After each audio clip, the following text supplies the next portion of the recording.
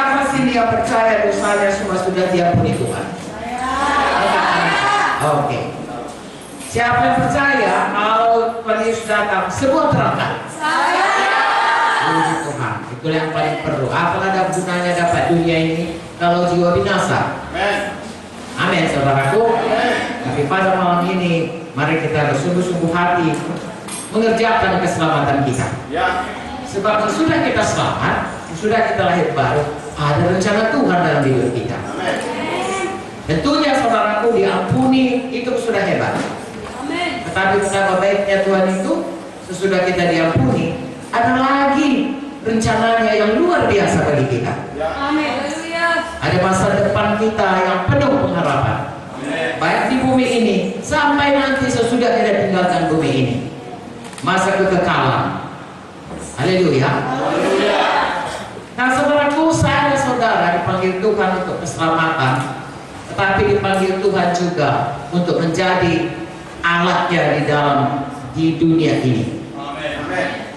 Sesudah kita selamat, saudaraku, kalau saudara ingat perintah agung berkata, beritakanlah Injil, jadikanlah semua bangsa muridku. Berarti sesudah kita diinjili selamat, kita harus jadi murid. Mengapa kita jadi murid? Kita harus belajar. Rata-rata kita di sini, apalagi di Tondano ini banyak mahasiswa, saudara. Berarti hatinya suka belajar. Tapi saya selalu berkata, lebih baik saya nggak tahu ilmu apapun di dunia ini, asal saya tahu jalan Tuhan. Daripada saya tahu semua ilmu di dunia ini, tapi saya nggak tahu jalan Tuhan. Hari ini saudaraku, kita tahu banyak ilmu, kita belajar, tapi juga kita tahu jalan Tuhan. Kita orang paling berbahagia. Haleluya. Jadi sesudah kita selamat, ada rencana Tuhan dalam hidup kita, menjadi murid. Itulah kira-kira yang secara umum. Tetapi selain itu kita juga mengerti bahwasanya sesudah Tuhan Yesus selamat, sudah kita selamat, dan Tuhan Yesus sekarang ada di sorga, Tuhan mau kita ini di bumi sebagai tubuhnya. Betul? Tuhan Yesus tidak ada lagi di bumi ini. Tapi Tuhan Yesus berkata, Yohanes 14:12, dari Yohanes 14:1, Tuhan berkata, jangan kamu gelisah, ya, Tuhan naik ke sorga, bagus, supaya kemudian nanti saudaraku, dia sediakan rumah bagi kita di sorga. Saudara Yohanes 14. Tapi ayat 12 berkata, engkau akan mengerjakan pekerjaan-pekerjaan yang lebih besar dari yang kau kerjakan. Berarti saya dan saudara harus melakukan tugas apa yang tadinya Tuhan Yesus kerjakan waktu dia di bumi. Jadi Tuhan Yesus tidak berhenti bekerja di bumi ini. Siapa dia pakai? Saudara dan saya. Seumpama kepalanya Tuhan Yesus, tubuhnya kita. Saya kan dokter, jadi saya tahu semua tubuh ini bergerak dari kepala. Kalau kepala bilang angkat tangan, saya angkat tangan. Kalau kepala bilang kakinya bengkok, saya bengkok kaki saya. Begitulah kira-kira. Kalau badan ini nggak menurut kepala, maka saya di sini berkhotbah saudara-saudara saya ini tak kepala saya kesana kemari karena nggak mau lagi mau mengikut. Tapi karena badan saya ini mau mengikut kepala, maka waktu saya bicara tangan saya semua harmonis. Gereja juga begitu. Bukan Yesus kepalanya, kita semua harmonis satu dengan yang lain. Lalu kita memancarkan kemuliaan Tuhan. Kalau saya begini-begini, saudara semua situ duduk. Yesus, ibu dia berhenti. Tidak mempermuliakan. Tetapi kalau kita saudara semua harmonis, memancarkan kemuliaan Tuhan, apabila Yesus ditinggikan, maka dia akan menarik jiwa-jiwa datang kepada. Jadi saya dan saudara sebagai tubuh, saudaraku, tubuh ini mesti satu dengan yang lain harmonis. Ada firman Tuhan mengenai itu. Di satu perkara hari ini saya mengatakan kepada saudara, ya, bahwasanya gereja Tuhan harus bersatu. Marilah kita langsung baca dari Efesus 4. Maka saudara, membicarakan bagaimana kita harus bersatu dengan satu tahun ini nggak siap, maka seumur hidup. Jadi seberapa yang kita dapat hari ini, kita praktekkan dalam hidup kita. Efesus 4, mulai dari ayat 1, kita akan baca sampai ayat 16. Tapi saya akan buat ini menjadi 3 bahagian, ya. Dari ayat 1 sampai ayat 6 dulu. Sama-sama kita baca. Saya baca ayat 1, saudara baca ayat 2. Haleluya. Sebab itu aku menasihatkan kamu, aku orang yang dipenjarakan karena Tuhan, supaya hidupmu sebagai orang-orang yang telah dipanggil berpadanan dengan panggilan itu.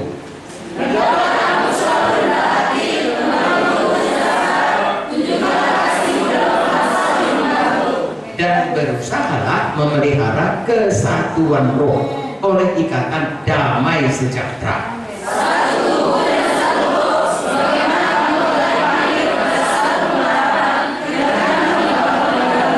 Satu Tuhan, satu iman, satu baptisan.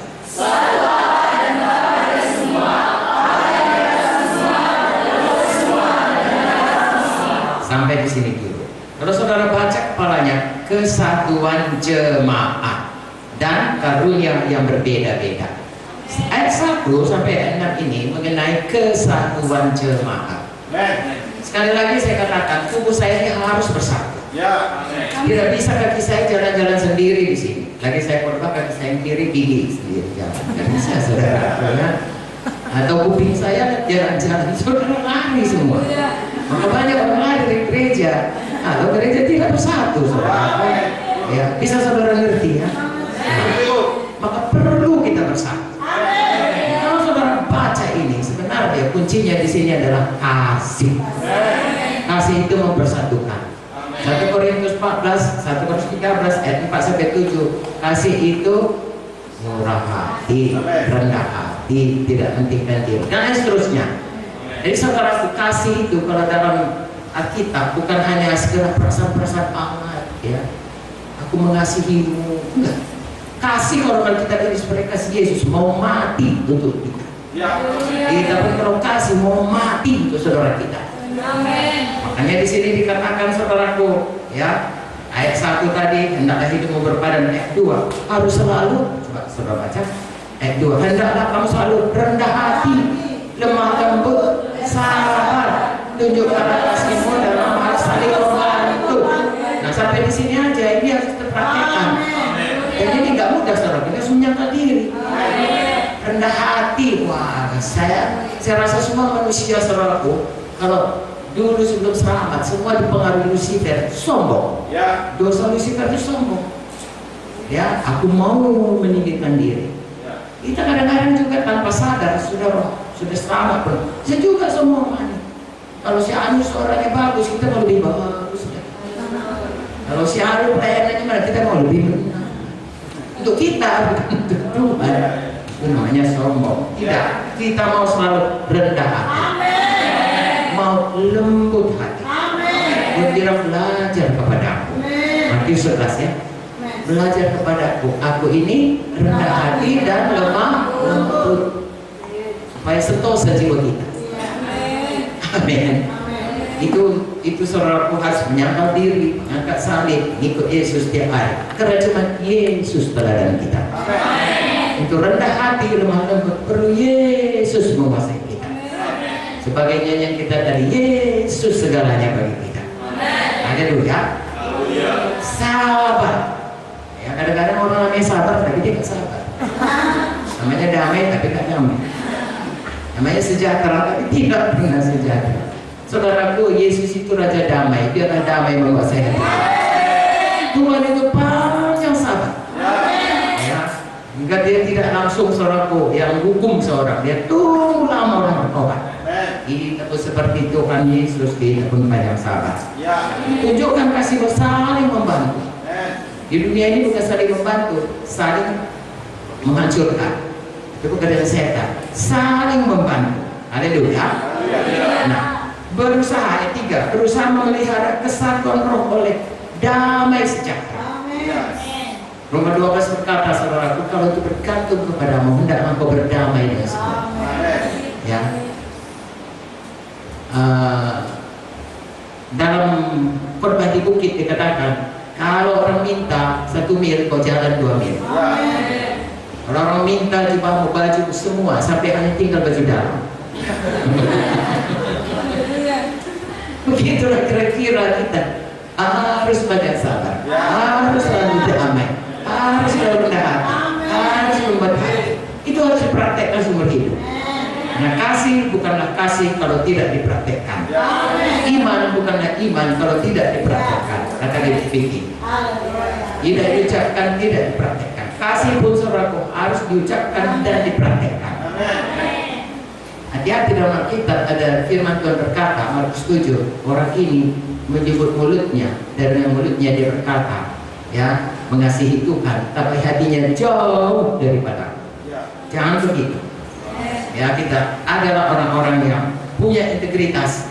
Apa kata hati kita, itu kata mulut kita, itu perbuatan kita. Itu satu kesatuan, baik dalam tubuh Kristus, baik dalam diri kita. Ya, apa hati kita, seperti yang dikatakan ini, mulut kita pun sama, perbuatan kita pun sama. Lalu kita bisa mempermuliakan Tuhan. Kemudian di sini dikatakan satu tubuh, satu roh. Sebagaimana kamu telah dipanggil, satu Tuhan, satu iman, satu Sitan, satu Allah, Bapa dari semua, ya, satu juru selamat, Tuhan Yesus. Amen. Saudaraku, ini mudah membacanya, mudah mengkhotbahkannya, tapi seumur hidup harus belajar melakukannya. Satu perkara saudaraku, kita tahu bahwasanya hidup kita ini terus bertumbuh dalam Tuhan. Tidak usah merasa kecil hati, tapi kalau sudah tahu firman Tuhan, mulai saja. Amen. Kalau kurang sabar, mulai sabar. Amen. Kalau kurang murah hati, mulai murah hati. Amen. Kalau mulai tidak mengampuni, ya saya tidak mengampuni, mulai mengampuni. Amen. Kalau selama ini suka berpihak-pihak, mulai bersatu. Amen. Ini satu hal yang tidak bisa ditawar, ini absolut, ini harus. Kesatuan jemaat itu mutlak harus dicari, harus dikejar, harus dikerjakan. Haleluya. Nah, untuk itu Tuhan berikan ke dalam tubuh Kristus, gereja Tuhan, berbagai-bagai karunia. Mengapa? Karena sebagai tubuh ini ada berbagai-bagai fungsi, berbagai-bagai tugas yang diberikan Tuhan. Dalam berbagai-bagai itu Tuhan minta kita bersatu. Ya.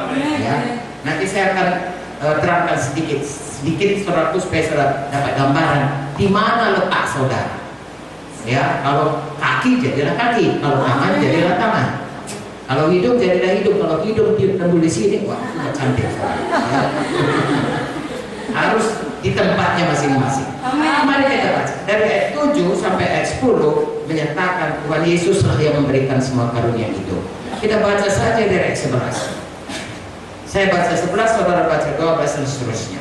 Dan ialah Tuhan Yesuslah yang memberikan baik rasul-rasul maupun nabi-nabi, baik pemberita-pemberita Injil maupun gembala-gembala dan pengajar-pengajar.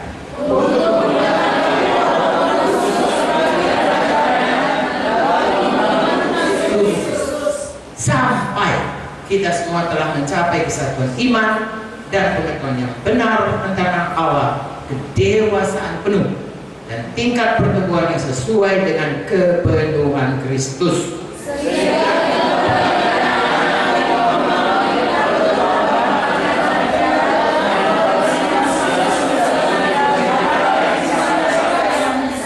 Tetapi dengan teguh berpegang kepada kebenaran di dalam kasih, kita bertumbuh di dalam segala hal ke arah Dia, Kristus, yang adalah kepala.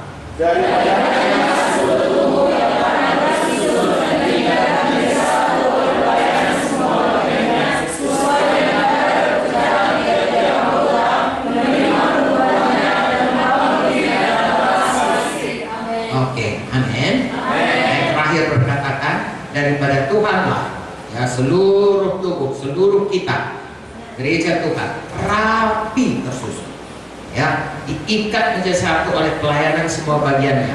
Jadi bahu, ya, terikat dengan tangan, terikat dengan jari, amin. Kepala terikat dengan leher, leher dengan dada, dada dengan perut, perut dengan kaki, terikat menjadi satu, ya. Pelayanan oleh pelayanan masing-masing. Jadi ini saudaraku, leher ada pelayanannya, ada mata ada ini, semua ada pelayanannya semuanya, ya, sesuai dengan kadar pekerjaan. Jadi masing-masing diberikan Tuhan. Tangan itu untuk menulis misalnya, kaki itu untuk berjalan, nggak bisa diubah. Kalau kaki untuk menulis dan tangan untuk berjalan, sulit sekali saudaraku. Ya, jadi masing-masing ada dan sesuai dengan kadar pekerjaan. Dan kita menerima pertumbuhan dan membangun diri kita di dalam kasih. Saudara pernah lihat bayi? Anak sendiri, oh kalau masih muda belum ya, ponakan. Haleluya. Bayi itu lengkap ya, ada kepalanya, ada kakinya, ada lengkap kan? Tapi kalau 10 tahun kemudian masih seperti itu, bagaimana hati saudara? Ponakan saudara ya. Kemudian hari ini saudara semua seluruh keluarga bersuka cita membawa ya si Ucok, kalau kami di sini apa namanya? Kutu.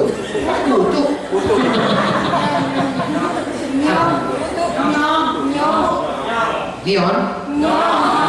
Oke. Ya. Si Boy. Si Boy pulang saudaraku semua gembira. Ya, lalu kemudian tinggal dia sama mamanya, kita omnya, ke tantenya, kita pun sekolah. Hari Natal setahun kemudian, 6 bulan kemudian kita datang. Si Boy masih sama bentuknya. Ya, seperti dia waktu kita bawa dari rumah sakit. Pasti saudara risau. Ya, apa dengan ponakanku ini? Sesuatu pasti salah. Something must be wrong. Gak mungkin ini ada penyakitnya ini. Dan kalau gini terus jangan mati nanti. Lalu 2 tahun lagi saudara datang, begitu juga. Semua kita tahu kalau waras ada yang nggak beres. Jadi anak Tuhan jangan begitu terus. Harus bertumbuh saya. Sesuai dengan pertumbuhan kita. Setahun bagaimana, 2 tahun hanya ada training. Tiap minggu kita kebaktian, ada dipimpin. Dan kalau kita lihat mulai ayat 11, itu sebabnya di dalam gereja Tuhan menempatkan pemimpin-pemimpin di mana kita boleh bertumbuh bersama-sama. Kalau teologinya dalam gereja ada 5 kepemimpinan. Namanya rasul, nabi, penginjil, gembala, pengajar. Ya, tiap-tiap itu ada karunia-nya, ada tugasnya, dan ada kelengkapan diberikan Tuhan. Singkat cerita, saya katakan rasul itu memulai sidang dan dia diberi Tuhan karunia untuk bisa menetapkan di mana tempat kita masing-masing. Misalnya hamba Tuhan, usaha, ya dia diberikan Tuhan. Tapi sekarang zaman perjanjian baru seperti sekarang ini, kita tidak perlu mengatakan kau rasul, kau nabi, enggak. Yang penting kerjakan saja kerjaan. Ya.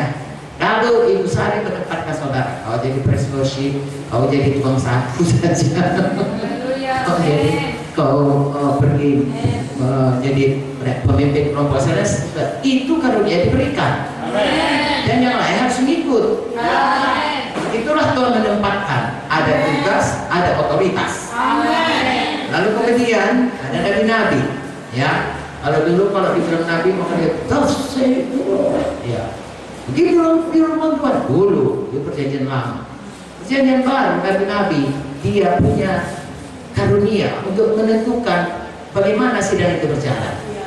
Misalnya ternyata penginjilan sudah lemah, lalu nabi akan memberikan biasanya kerjasama dengan rasul dan berkata, saya dapat dalam doa saya sidang ini harus lebih banyak menginjil. Saya dapat dalam doa saya bahwasanya kita harus mengadakan seminar mengenai katakanlah narkoba dan lain sebagainya. Dia melihat kemana sidang itu. Oh, kita harus pergi menginjili lagi kota-kota lain di Sulawesi Utara atau di Kabupaten Minahasa Induk. Nah, kita harus pergi dan selesaikan. Ini adalah Yerusalem kita. Misalnya. Dan itu semuanya bekerja sama. Bukan nabi kau harus begini atau kau mereka tidak, saudara. Harus kerja sama. Makanya perlu nabi, perlu dan sejahtera. Haleluya. Lalu kemudian penginjil ini saudaraku bukan hanya seperti Kak Vicky khotbah saja, bukan. Ya, penginjil itu adalah seorang yang dilengkapi Tuhan dengan kuasa, ya urapan. Kalau dia memberitakan firman, maka orang-orang bertobat. Amen. Pak Munde sebenarnya yang memulai sidang ini saudaraku itu karunianya paling utama, paling awal. Kemudian Tuhan berikan lagi. Kalau Pak Munte itu dulu dia dipanggil Tuhan, dia berkata, Tuhan bagaimana? Seperti Musa lah kira-kira, tapi nggak begitu kali. Ya, aku ini nggak bisa bicara, kata Pak Munte. Apalagi kalau bahasa daerah. Kalau aku bicara bahasa daerah, semua orang ketawa karena bersalahan ngomongnya.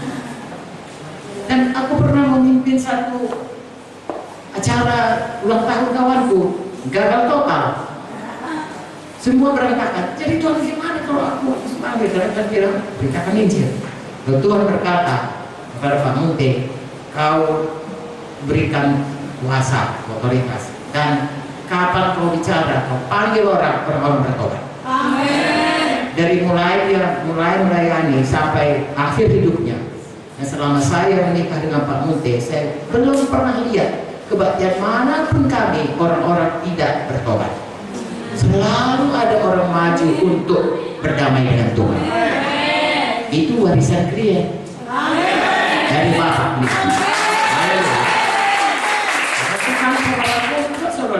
Kalau bapaknya keriting, anaknya keriting kan? Kalau bapaknya hitam, anaknya hitam kan? Nah, kalau bapaknya sangat energetik, anaknya pun begitu. Nah, kalau bapaknya lemah gemulai, anaknya pun lemah gemulai. Jadi kalau bapaknya saudara dikaruniakan Tuhan kuasa untuk beritakan Injil, berkemenangan dengan kuasa, saudara terima warisan itu. Haleluya. Mana pun saudara berada, jangan mau ditipu musuh. Saudara adalah orang-orang yang diurapi Tuhan, memberitakan Injil dan kuasa Tuhan, dan jiwa-jiwa bertobat. Paulus, Petrus, saudaraku, hari pertama Pentakosta 3.000 orang bertobat. Masing-masing kita punya karunia, tapi yang jelas kita diberikan Tuhan karunia untuk memberitakan Injil, dan Tuhan meneguhkannya dengan tanda-tanda dan kuasa dan ajaib mujizat. Sekali ada seorang penginjil, misionaris hamba Tuhan dari Australia yang menginjil, saudara, bukan penginjil lah, hamba Tuhan yang berkunjung ke gereja kita. Sesudah dia berkhotbah, lalu dia katakan, siapa kalian mau terima Yesus, maju ke muka? Ya, itu banyak yang hadir, satu pun tak maju ke muka. Jadi bilang, gimana Ben? Udah, sambung aja lah. Lalu Pak Munti berdiri, dia bilang, ayo siapa kalian mau berdamai, maju. Brrrr, datang. Itulah dia saudaraku, karunia tadi, orang penginjil. Lalu sudah siap dibilang, Ben, what did you say? Apa kau bilang? Sampai orang itu mau datang semua. Oh, aku bilang, siapa kau mau dapat tiket pre ke Australia, silakan maju. Dia lucu-lucu saudaraku. Itu maka dia maju, kau dia kata. Nah, itu dia. Jadi saudara, jangan sia-siakan karunia yang diberikan.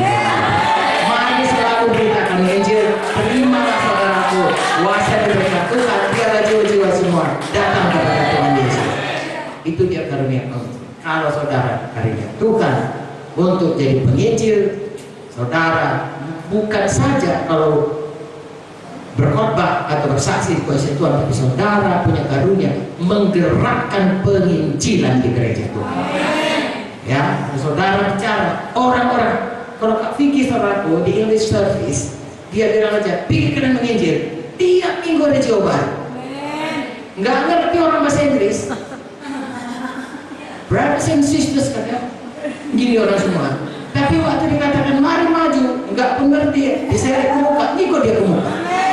Lalu didoakan dalam bahasa Inggris, sambung bahasa Indonesia, sudah berceceran dari matanya. Lalu bilang terima Roh Kudus, sudah tentang dia. Nah begitulah dia saudaraku, kalau itu karunia. Nah, saudara, kalau saya percaya di dalam sidang Tuhan, baik di sini, baik di Bitung, baik di Manado, baik di Gorontalo, baik di Tobelo, baik di seluruh muka bumi ini, itu bisa terjadi.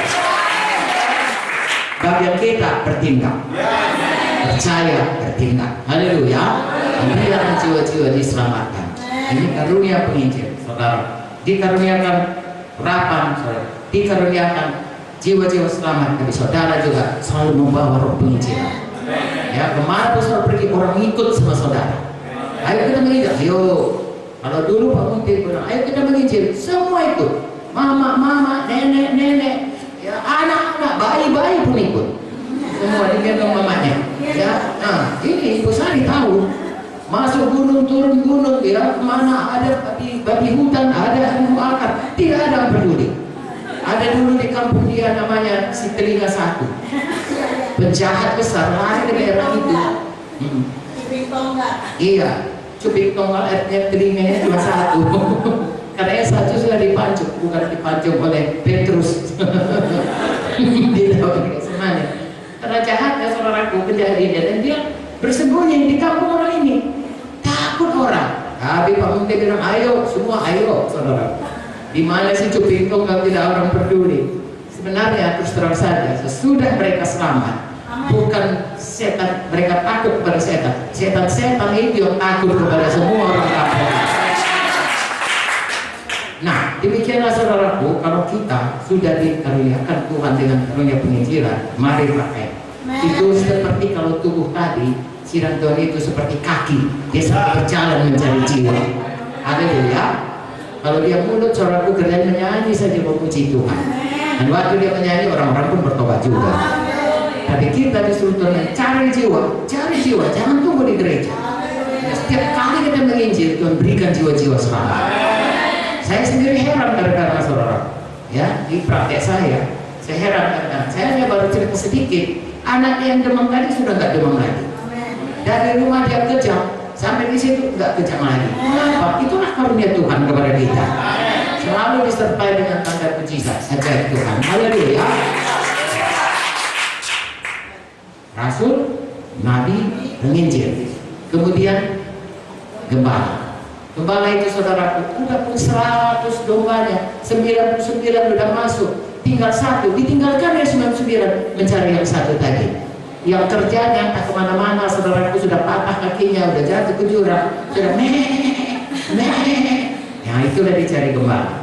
Saudara para gembala, bagaimana keadaan itu? Saudara harus, gembala itu saudaraku harus bisa berbecek-becek, harus bisa kotor, harus bejor, nggak bisa tunggu di gereja, memang enggak. Gembala itu harus kerja keras. Bahkan gembala itu harus rela mengorbankan dirinya, harus rela sakit hati disakiti, harus rela saudaraku kalau dijahat, harus rela. Sudah tahu kalau sudah pun jatuh domba itu, kita bukan dia, inilah hak serahkan hidupmu, enggak, disepaknya lagi kita saudara. Kita datang menolong dia, saudaraku marah pula dia, gigitnya kita. Kan ada saudara lihat gambaran Tuhan Yesus memanggul domba. Nah, ada yang menafsirkan di saudaraku, domba yang dipanggul itu kenapa dipanggul? Saking jahatnya dia akan selalu melawan, dipatahkan Tuhan satu kakinya. Sudah nggak bisa lagi jalan, terpaksa dipanggul. Tapi jangan saudara patahkan semua kaki domba saudara. Ibu Munti, nanti saudara Ibu Munti bilang, kamu harus dipatahkan. Saudara datang lalu saudara sikat dia habis ya. Sesudah dia pengsan, saudara seret dia ke gereja. Itu lambang mengasihi. Ya. Gembala harus mengasihi domba-domba. Ada gembala yang baik, ada gembala yang upahan. Jangan pernah jadi gembala upahan. Hanya memikirkan keuntungan daripada domba. Tapi jadi gembala yang baik. Domba-domba mengenal suara saudara dan domba-domba mengikut di belakang saudara. Haleluya. Dan kali kita lebih banyak. Tapi hari ini saudara tahu ada kepemimpinan di mana tugasnya adalah menggembalakan. Ada mengajar seperti saya ini, panjang lebar, bisa sampai pagi kita bicara. Karena kalau gembala, kalau dia menginjil, ya, atau khotbah, dia akan terserah mau terima enggak, pokoknya seperti kalau orang, saudara bukan ayam ya, tapi seperti kalau ayam disebar gitu, disebarkannya saja. Kalau kau cepat kau dapat, kalau kau nggak mau ya pulang, kau nggak dapat apa-apa gitu. Tapi kalau guru saudaraku, dia pastikan kau 2 tambah 2 4, 3, enggak 2 tambah 2 4, sampai dia tahu itu 2 tambah 2 4 baru berhenti dia. Saudara pun kalau berhenti, saudara bilang amin amin, aku teruskan lagi, ulangi lagi dari mulai. Guru begitu. Mengapa? Karena dia harus memberikan pengajaran, doktrin, ya, dengan sistematis, dengan sangat teratur pada gereja, sehingga gereja itu bisa bertumbuh seperti kalau di sekolah naik kelas selalu. Kalau tidak anak-anak terus nanti. Tapi kalau dia guru di dalam gereja itu mengambil bahagiannya, memberikan pengajaran, maka gereja itu akan bertumbuh dalam kedewasaan rohani. Jadi yang 5 ini sebelah situ bekerja sama, ya, dalam tugas pemimpinan gereja bekerja sama. Saudara lihat, saudaraku, biasanya jarang 5-5 itu ada dalam satu orang, ya, bisa ada, tetapi kadarnya rasul paling hebat, nabinya sedikit, gurunya lebih banyak, gembalanya kurang, penginjilnya kurang, berbagai-bagai, terserah Tuhan. Tapi kalau gerejanya sudah besar, Tuhan biasanya berikan, ada yang memang dia penginjil, ada yang dia guru. Itu sebabnya ada departemen pengajaran, ada departemen penginjilan dan lain sebagainya. Haleluya. Tapi bagaimanapun itu, setiap orang yang dipanggil oleh kepemimpinan dilengkapi Tuhan dengan karunia-karunia dari Tuhan. Haleluya. Ada dikatakan untuk memperlengkapi orang-orang kudus, semua anak Tuhan. Bagi, perhatikan saudaraku, pekerjaan pelayanan bagi pembangunan tubuh Kristus. Jadi maksudnya untuk melengkapi kita semua. Ya, kalau dalam dunia sekuler saudaraku, ya pelatihan lah dikatakan untuk bisa ditempatkan dalam posisinya masing-masing, departemennya masing-masing. Ya, apakah dia bagian pemasaran, apakah dia bagian ini, itu dilengkapi dia.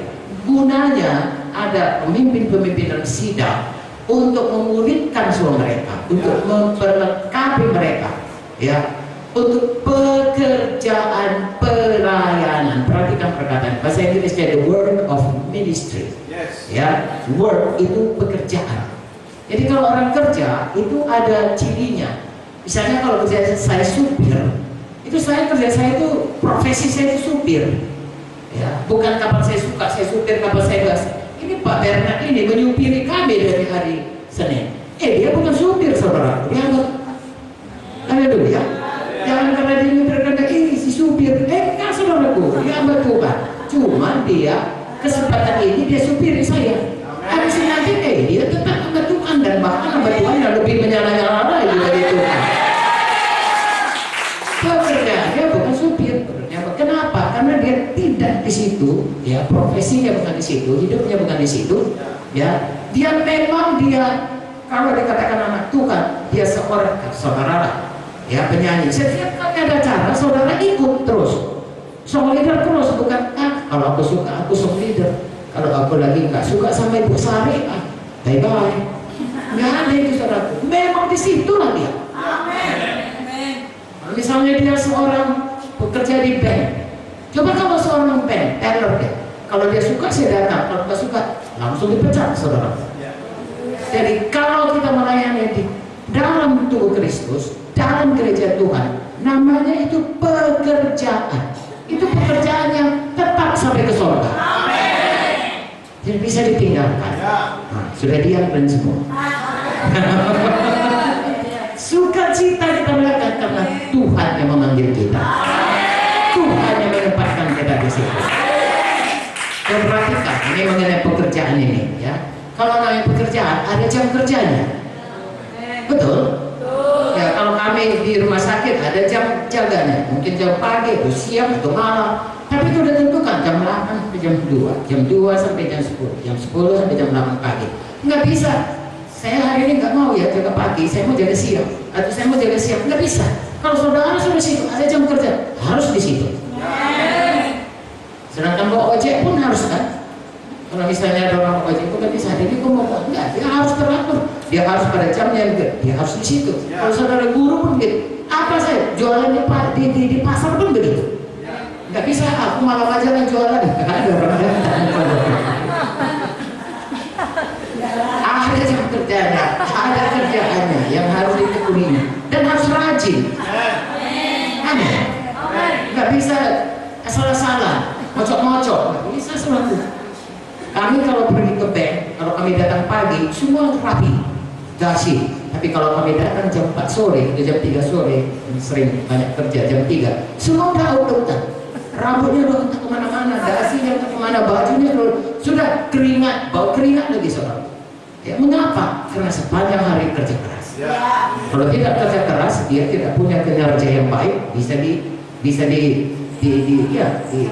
diskualifikasi ya, dikeluarkan dia. Tetapi saudaraku harus kerja, apalagi pekerjaan Tuhan. Karena kerja ada musuhnya, namanya setan. Dia tak akan mau saudara berhasil dalam panggilan saudara. Dia akan berusaha keras merontokkan saudara, mencuri, membunuh, membinasakan. Mencuri panggilan saudara, membunuh, ya, hasil merusakkan saudara. Maka saudara sendiri pun baru bisa sakit-sakitan, ketabrak sepeda motor. Saudara harus kerja keras, nggak bisa berhasil dalam panggilan saudara. Saudara harus rela berkorban. Ya, orang kalau kerja misalnya katakanlah kerja saudara tamat ya dari universitas di sini, apa namanya, iya, Unima. Saudara mau masuk katakanlah kerja di salah satu departemen, saudara harus kerja keras. Kalau saudara nggak punya sepeda motor, harus punya uang untuk naik transport. Nggak bisa saudara bilang saya kerja ya, saya baru teman Unima, saya kerja sekarang gini, maka saya nggak usah bayar ya. Oh, dia bilang bayar, kalau nggak turun tahu. Harus ada dikorbankan, korban tenaga, korban waktu, korban uang, korban perasaan. Saudara mulai jalan, saudara jadi kacung, apapun saudara korban perasaan, sampai saudara jadi kambing, baru saudara yang berentak. Sebelumnya semuanya itu harus, dan semua itu saudaraku ya lebih baik daripada pekerjaan duniawi. Makanya Tuhan suruh kita setiap perkara kecil supaya kita bisa diberi Tuhan perkara yang lebih besar. Satu perkara yang saya tekankan hari ini, siapapun kita dalam sidang Tuhan, dimanapun sidang saudara, semua anggota tubuh Kristus, semua jemaat saudara mesti mengerti bahwasanya menjadi anak-anak Tuhan, menjadi anggota gereja itu mempunyai tugas dalam pekerjaan pelayanan. Word of ministry. Ya, dan kita mengajarinya di para hamba Tuhan bukan dengan marah, tapi beri pengertian. Dan itu menjadi satu penghormatan dari Tuhan. Kita diberikan saudaraku tempat pelayanan, kita diberikan kepercayaan untuk pekerjaan yang besar dan pekerjaan yang kekal. Haleluya. Kalau saya sudah bersaksi saudaraku di KKR, bahwasanya bagi saya walaupun dokter itu baik, walaupun jadi dosen itu baik, paling baik jadi hamba Tuhan. Paling baik jadi anak Tuhan yang sudah pekerjaan pelayanan. Haleluya. Tubuh Kristus yang berfungsi pada tempatnya. Dan itu semua gunanya ayat 13, supaya kita mencapai kesatuan iman, punya pengetahuan yang benar tentang Tuhan, dewasa penuh secara rohani, bertumbuh sesuai dengan kepenuhan Kristus. Seperti bayi tadi, dari bayi bertumbuh umur 1 tahun, umur 2 tahun, umur 5 tahun, umur 12 tahun, sampai dewasa. Kita lihat anak itu bertambah hari bertambah ganteng, bertambah cantik, bertambah fit, bertambah tepat, bertambah proporsinya baik, dan semua tubuhnya harmonis. Coba kalau kepalanya tumbuh besar, kakinya nggak tumbuh, monster. Ya, begitu juga anak-anak Tuhan yang dia hanya mau memerintah saja, tapi nggak mau dia kerja. Kita sangat terganggu. Jadi masing-masing seperti ini bertumbuh kedewasaan penuh sesuai dengan kepenuhan Kristus. Semua sesuai dengan pimpinan Roh Kudus, sesuai dengan firman. Karena Tuhan Yesus itu saudaraku ada di sorga, tetapi firman-Nya Yohanes 1 ayat 1 berkata, pada mulanya adalah firman. Firman itu bersama-sama, dan firman itu. Jadi kalau mau setia kepada Yesus, setia kepada firman. Tuhan berkata, bergunalah bagimu aku pulang ke sorga, supaya aku bisa mengirimkan Roh Kudus. Percaya pada Yesus, percaya pada Roh Kudus. Patuh pada Yesus, patuh pada Roh Kudus. Jadi anggota tubuh yang sangat patuh kepada Tuhan, pada kepala, berarti patuh kepada firman, patuh kepada Roh Kudus. Lalu kita melihat hidup kita seperti firman Tuhan ini tadi, kita patuh pada pemimpin kita mengerjakan pekerjaan pelayanan, maka kita akan mencapai kesatuan iman, pertumbuhan kepada kedewasaan rohani, dan satu dengan yang lain kita bertambah hari, bertambah mempermuliakan Tuhan. Ya, saya dan saudara akan makin hari makin menjadi seperti Yesus. Makin penuh Kristus dalam hati kita. Haleluya. Ayat 14 bilang kita nggak bisa diombang-ambingkan. Datang pengajaran sesat, datang saudaraku saksi Jehovah, datang Mormon, kita nggak bisa diombang-ambingkan.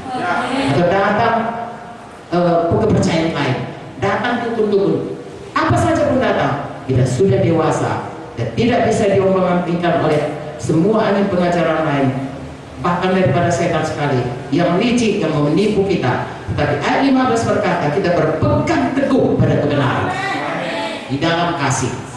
Jadi kebenaran dan kasih berjalan bersama-sama. Dan kita bertumbuh ke dalam segala hal kepada Kristus yang adalah kepala. Kita akan lihat secara badani kita bertumbuh, secara rohani kita bertumbuh, secara eri kita bertumbuh, secara panggilan Tuhan kita bertumbuh, buah dalam pelayanan bertumbuh, semua kita bertumbuh. Kalau tadinya saudara datang saya kitab, saudaraku makin hari makin sehat. Ya saya 77 tahun, kalau bukan karena Tuhan Yesus saya sudah lama bahasa Bataknya disono pada dia. Artinya mati. Tapi karena Tuhan, saudaraku, kalau saya saksikan juga saudara bagaimana saya ditolong Tuhan, ya, kepenuhan Kristus itu menolong. Gak siap-siap saudaraku. Ya, sampai terus datang tetap bersaksi Yesus itu baik. Kalau saya ditolong Tuhan, saudara pun semua bisa ditolong. Bahkan kalau saya guru satu kali, gurakan saya satu kali, Elisa saudaraku 2 kali ganda, saudara harus lebih baik, jauh lebih baik. Ya, saya mengerjakan pekerjaan pelayanan pada generasi saya. Saudara punya tantangan yang jauh lebih besar daripada generasi saya. Generasi saya nggak tahu TV, saudaraku. Saya tahu TV sesudah mahasiswa.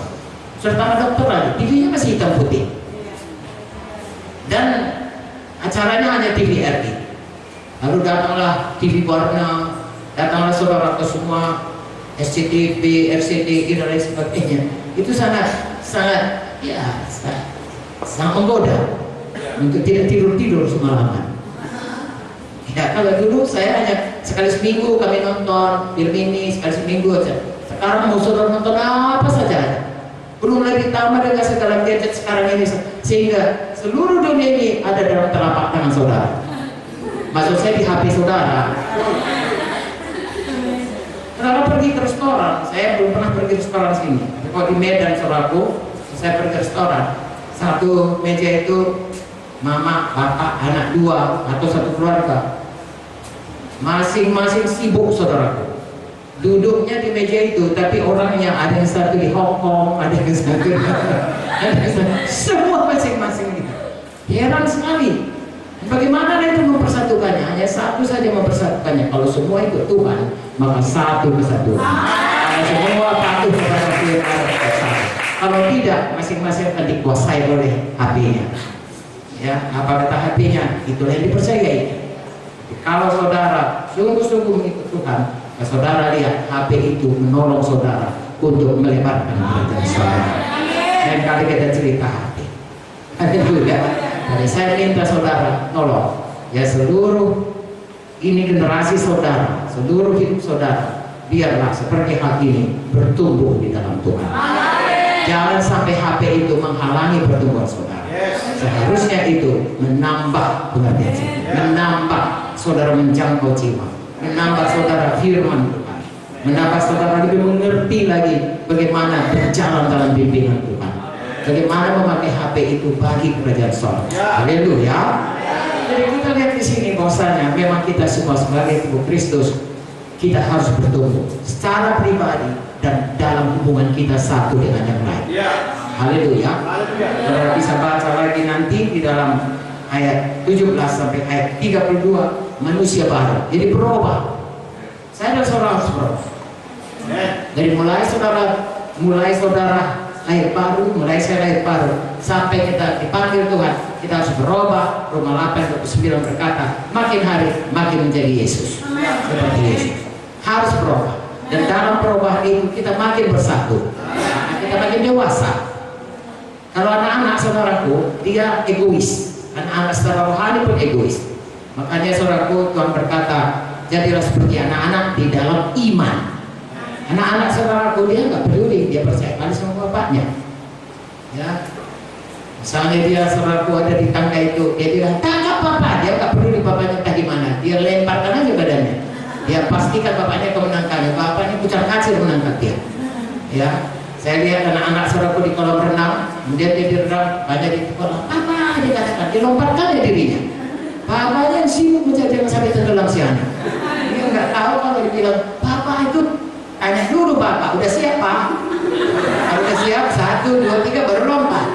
Dia tidak. Saking percayaannya sama bapaknya, kalian mana pun kasih tangga bapakku. Dia hanya cukup berkata, kakak, katanya, dilemparkannya dirinya.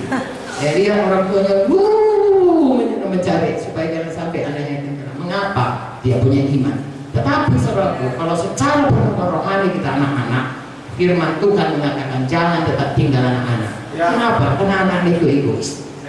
Kita sebenarnya dilahirkan dalam dosa, mempunyai kodrat, ya suka berdosa karena Adam sudah berdosa, lalu diturunkannya sifat itu kepada kita. Ya, di rumah kami saudaraku saya punya 4 cucu, ya Carissa, James, kemudian Catherine, kemudian saya tidak perlu bapaknya, Bapak Gideon tidak perlu mengajari dia. James, kalau nanti Catherine mengambil mainanmu, jitak kepalanya ya. Tidak perlu saudara. Tapi begitu dia si Catherine mengambil mainannya, langsung aja, jangan diambil. Dari mana itu saudara? Tidak usah diajar, egois.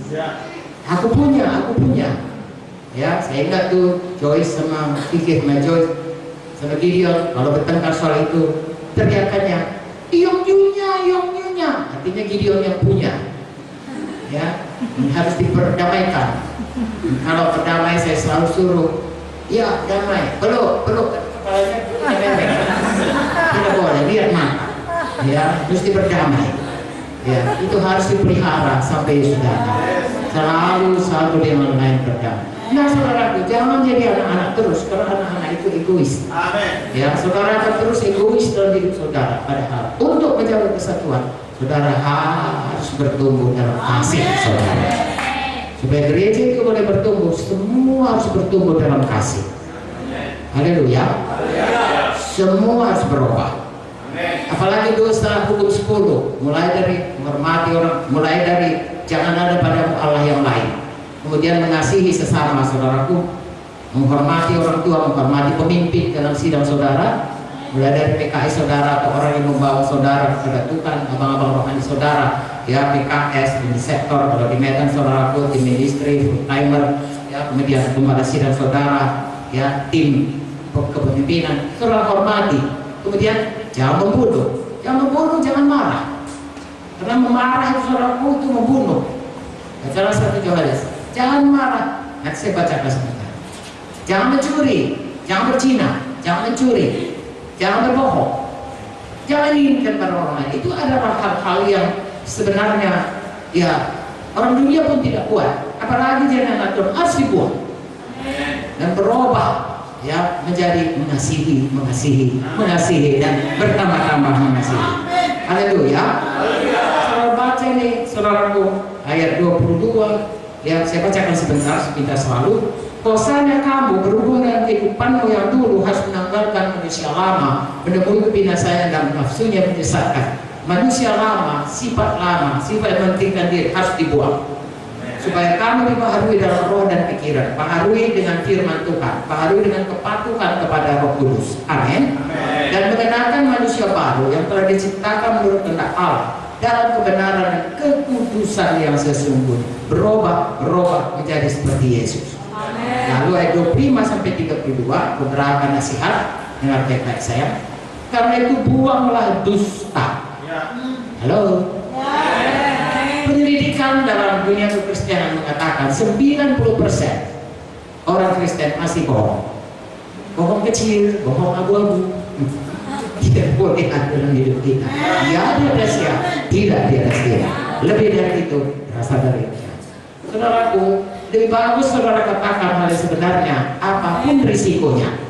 Tuhan akan mengampuni dan Tuhan akan memimpin kita terus pada kedewasaan rohani. Jangan bohong. Haleluya. Sini dikatakan yang pertama sekali dari pembaharuan ini adalah buang dusta. Ya. Mudah sekali bohong. Kalau dulu sebelum ikut Tuhan mudah sekali bohong, jangan lagi mau. Katakan Tuhan, aku mau berkata ya di atasnya. Tolong aku Roh Kudus. Kapan kita mau bohong, buang itu, pakai manusia baru, berkata ya di atasnya. Tidak. Amin. Apabila kamu menjadi marah, janganlah kamu berbuat dosa, janganlah matahari terbenam sebelum padam amarahku. Mengampuni. Semua harus mengampuni. Saya bersaksi saudaraku, saya dulu orangnya tidak. Saya berkata begini, saya tidak mau mengganggu orang, tapi jangan saya diganggu. Kalau saya diganggu, sampai mati aku mau cakap sama. Jahat kan? Begitulah, saya nggak mau mengganggu, tapi jangan diganggu. Mana bisa? Seumur hidup kita pasti diganggu orang. Ya, kalau dia tidak awas, dia bisa dipakai setan untuk mengganggu kita. Kalau dia belum dewasa rohaninya, memang dia suka, saudaraku, ya, hal-hal yang mengganggu, maka dia akan mengganggu kita. Tapi yang mana pun itu, firman Tuhan bilang harus kita ampuni. 7 kali cukup Tuhan, kata ketiga. 70 kali 7, 490 kali dalam sehari. Dan kata lain, selalu mengampuni. Amin, saudaraku.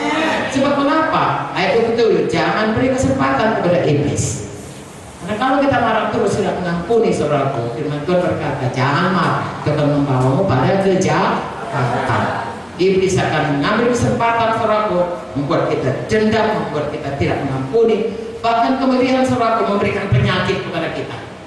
Ya, yang darah tinggi lah, yang stroke lah, yang sakit mah lah, yang rematik lah, itu biasanya datang dari kemarahan yang tidak terselesaikan, stres, ya, dan lain sebagainya. Berhenti marah, mari mengampuni. Orang mencuri, jangan lagi mencuri, tapi baik dan kerja keras melakukan pekerjaan baik dengan tangan sendiri supaya dapat memberikan sesuatu kepada orang yang berkekurangan. Jadi kalau bertobat tidak hanya cukup berhenti, tapi mengerjakan yang kebalikannya. Kalau mencuri berhenti mencuri, sebaliknya kerja keras, tadinya mengambil harta orang, sekarang memberi kepada orang.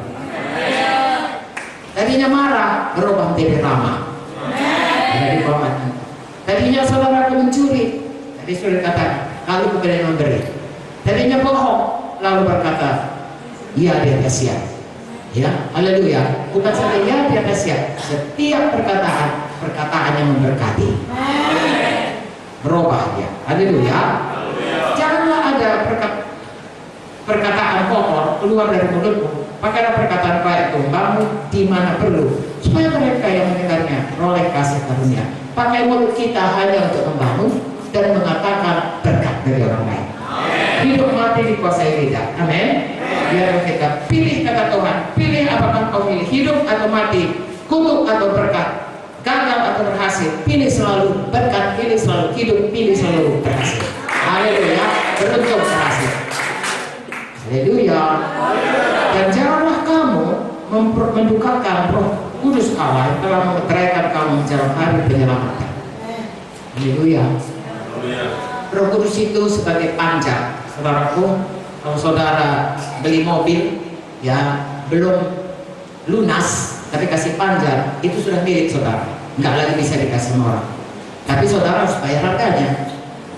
Begitu juga dengan keselamatan. Roh Kudus diberikan kepada kita, panjang, tanda kita anak Tuhan. Tapi sepanjang hidup kita, mari patuh kepada Roh Kudus. Amin. Haleluya. Segala kepahitan, ini buah. Segala kepahitan, tentunya hati yang pahit, kegeraman, kemarahan, pertikaian, fitnah, hendaklah dibuang di antara kamu. Demikian pula segala kejahatan. Haleluya. Tentunya segala sesuatu yang bertentangan dengan firman Tuhan. Sebaliknya, tetapi hendaklah kamu ramah seorang terhadap yang lain, penuh kasih mesra, saling mengampuni, sebagaimana Allah dan Kristus Yesus telah mengampuni. Amin. Lebih dahulu diampuni. Perumpamaan saudaraku dalam Matius 18 berkata, berapa besar pun dosa orang kepada kita dibanding dengan dosa kita yang sudah diampuni Tuhan, itu perbandingannya 10.000 talenta utang kita sudah dibebaskan Tuhan. 100 dinar utang orang lain kepada kita, apapun perbuatannya, kita harus mengampuninya. Haleluya. Saya sungguh saudaraku, sesudah seperti saya katakan tadi, banyak-banyak dibentuk Tuhan. Kalau menjadi hamba Tuhan, hamba Tuhan yang di sini mengerti bagaimana kadang-kadang saudaraku ajaib bukan dalam tanda kutip negatif. Bagaimana orang bisa mengkhianati kita, ya, memfitnah kita. Bahkan kalau kami membongkar itu sudah, menembak pun sudah saudaraku, ya, menghancurkan baik gereja baik kami sendiri. Ya, kadang-kadang kita heran kenapa manusia bisa berbuat begitu. Tapi lagi-lagi saudara, kebahagiaan kita tetap mengampuni, tetap seperti Yesus saudaraku mengampuni, kita tetap mengampuni. Haleluya. Ya. Apapun dibuat orang, apa saudara, 10.000 talenta itu sama harganya dengan 60 juta dinar. Lalu hutang kita kepada Tuhan dari nenek moyang kita turun kepada kita, dosa turunan, semua dihapuskan oleh darah Yesus. Itu 10.000 talenta, 60 juta. Lalu ada salah orang, perkataannya, perbuatannya, ya tindakannya, ya maksudnya yang jahat dan apapun dibuatnya, Tuhan berkata, firman-Nya berkata itu cuma 100 dinar. Jadi apapun itu harus diampuni. Gak ada, iyalah aku mengampuni, tapi gak boleh ada tapi. Ya, aku mengampuninya. Yesus sudah mengampuni aku perlu mengampuninya. Karena ada Yesus sudah. Haleluya. Nanti kita akan berjuang seumur hidup saudaraku, tapi menanglah dalam perang. Ada Roh Kudus yang memampukan kita. Amin. Saya kira itu saja saudara, nanti baca Filipi 2 saudaraku, kalau mau rendah hati, Tuhan Yesuslah teladan kita. Filipi 2, hendaklah kamu, ayat 5, hendaklah kamu dalam hidup bersama menaruh pikiran dan perasaan yang terdapat juga dalam Kristus Yesus, yang walaupun dalam rupa Allah tidak menganggap kesetaranya dengan Allah yang pemilik harus dipertahankan, melainkan mengosongkan dirinya, mengambil rupa seorang hamba, menjadi sama dengan manusia. Dalam keadaan manusia ia merendahkan dirinya dan taat sampai mati, bahkan sampai mati di kayu salib. Teladan kita Tuhan Yesus. Dia mengosongkan dirinya, dia adalah anak Allah, dia punya segala kuasa, dia punya segala otoritas, tapi dia tinggalkan itu semua di sorga supaya dia datang sebagai manusia, dan kemudian dia tidak pernah berdosa, tapi dia tanggung semua dosa manusia. Dia ambil semuanya, dia ditimpakan kepadanya, sehingga dia yang dihukum dan kita tidak taat sampai mati kepada Bapa di sorga, itu menjadi juru selamat kita, jadi penebus kita. Itulah teladan kita.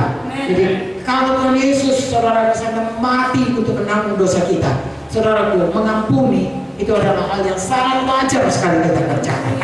Rendah hati menaruh perasaan Kristus yang selalu tidak memaksakan haknya untuk dipertahankan, tapi yang dia kehendaki supaya semua jiwa-jiwa selamat. Saya dan saudara juga kiranya mempunyai hati yang demikian. Kerinduan hati kita semua orang selamat. Kita tidak pernah kompromi dengan dosa, tetapi kita mengasihi orang berdosa supaya dia berbalik daripada jalannya dan beroleh hidup yang kekal. Sesudah dia beroleh hidup kekal, dia jadi murid, dia masuk dalam tubuh Kristus, dia masuk kepada di mana ditempatkan Tuhan, apa fungsinya. Sesudah saudara dan saya ada di tempat itu, mari setia. Saya ulangi, kerjakan pekerjaan Tuhan, kerjakan pekerjaan pelayanan dengan segenap hati. Haleluya. Setia perkara kecil, karena kita akan bertumbuh bersama-sama. Apa yang ditugaskan kepada saudara, kalau menyapu ini setia saudara, pengangkatan datang dari Tuhan. Orang lain tidak tahu. 1 Korintus 15:28 berkata, tidak ada sia-sia pelayanan kita. Apapun yang kita kerjakan, Tuhan tahu. Di bumi ini pun kita akan Tuhan berikan kepada kita upah kekal di sorga. Saudara, tidak ada yang bisa mencurinya dari kita. Saudara bagus punya deposito banyak di bumi ini, di bank paling bagus deposito di sorga. Segala pelayanan saudara, segala hati saudara, segala kesetiaan saudara, biarlah Tuhan berkata kepada kita semua, baiklah perbuatan wahai hamba yang baik dan setia. Kau setia perkara kecil, aku berikan kepadamu kuasa untuk perkara-perkara yang lebih besar. Jadi kepada kita semua, adakah saudara diberkati malam ini? Saudara punya iman bahwasanya saudara bertumbuh, gereja saudara juga bertumbuh, nama Tuhan dipermuliakan. Saudara tidak cuma di Minahasa induk, tapi saudara sampai ke ujung bumi. Upahnya Tuhan luar biasa. Tuhan memberkati saudara. Angkat tangan kita kepada Tuhan. Ikut-ikut saya berdoa. Tuhan Yesus, saya percaya Engkau yang memanggil saya, Engkau yang menempatkan saya sebagai tubuh Kristus di bumi ini, dan memberikan kepada saya karunia-karunia untuk pekerjaan pelayanan. Saya terima Tuhan, saya hargakan Tuhan, saya setia Tuhan. Tolong saya Roh Kudus, sampai saya pulang ke surga, Engkau sanggupkan saya memenuhi panggilan Tuhan, mengerjakan pekerjaan pelayanan dengan baik,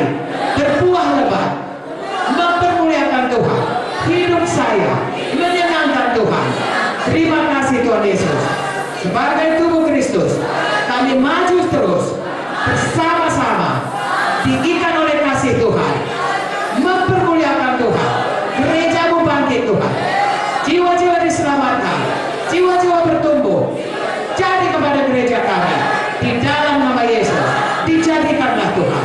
Haleluya, terima kasih Tuhan Yesus. Semua kita berkata